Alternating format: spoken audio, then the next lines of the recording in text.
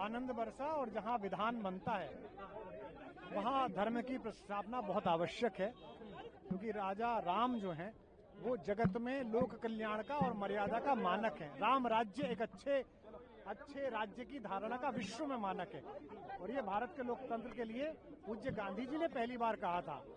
तो इसलिए जहाँ जहाँ विधान बनते हैं, विधानसभाएं, लोकसभाएं, वहाँ राम की मर्यादा, उनकी राज्य व्यवस्था, उनकी नीति, उनका कर व्यवस्था, उनके जगत के कल्याण के विषय में योजनाएं, इन सब के विषय में चर्चा होनी आवश्यक है। और मैं विशेष रूप से विधानसभा अध्यक्ष जी का, माननीय मुख्यमंत्री जी का और सभी मंत्रीगणों का बहुत आभार व्यक्त करता हूं कि उनके माध्यम से इतनी भव्य यहाँ भगवान राम का गुण स्तवन हुआ, और आशा करता हूं कि ये पुनरावृत्ति में होगा। सर, बंगाल के चुनाव को लेकर कहेंगे, रिजल्ट जो आए हैं बहुत बीजेपी के पक्ष में आए हैं, क्या कहना चाहेंगे सर इसको लेकर?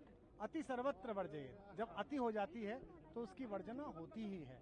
बिहार के चुनावों में जो लोग सड़क पर हैं उनके हाथों में किसी पार्टी का झंडा नहीं है, उनके हाथों में तिरंगा है या भगवा ध्वज है। आप एक बहुत बड़े बृहत्तर समाज के हितों को, उनकी भावनाओं को अनवरत आहत करेंगे, अनवरत आप उन पर चोट पहुंचाएंगे और निरंकुश रूप से कार्य करेंगे तो प्रजा इसी प्रकार का दंड देती है। ये लगातार हम लोकतंत्र में देखते हैं। मैं स्वयं उसका भोगी हूं, क्योंकि 2 माह पूर्व जो मेरे आयोजन थे वो 5 आयोजन बिना किसी कारण के निरस्त कराए गए, सारे ऑडिटोरियम से मना कराया गया। हमने निजी जगह पर करने की योजना की, वहां भी पुलिस ने आकर कहा हम नहीं करने देंगे।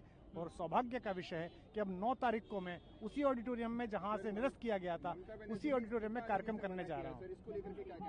लोकतंत्र की एक मर्यादा है, वो पालन होनी चाहिए। उनके मना करने से कुछ होता नहीं है। राज्यपाल महोदय जिस दल के पास सर्वाधिक विधायक होंगे उसके नेता को बागडोर सौंप देंगे, लेकिन मैं आशा करता हूं कि उन्हें मंथन करना चाहिए इस स्थिति पर, उन्हें पुनर्विचार करना चाहिए। वे बड़ी योद्धा हैं और बड़ी लड़ती रही हैं, पर दुर्भाग्य यह है कि वामपंथ के जिन आसुरी शक्तियों के खिलाफ उन्होंने युद्ध लड़ा था, कालांतर में वो सब असुर उनकी पार्टी में आ गए और उनकी पार्टी का धंधा करने लगे।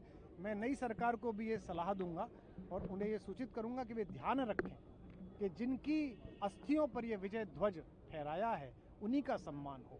ऐसा ना हो जाए कि जो लोग वामपंथ के समय में पटका पहन के काम करते थे फिर तृणमूल में आ गए, वही लोग चोला बदल के इधर आ जाएंगे तो बंगाल को अपने दुखों से मुक्ति नहीं निकल पाएगी। और मैं आशा करता हूं ऐसा होगा। कुमार जी, आज इतिहास रहा है, पहली बार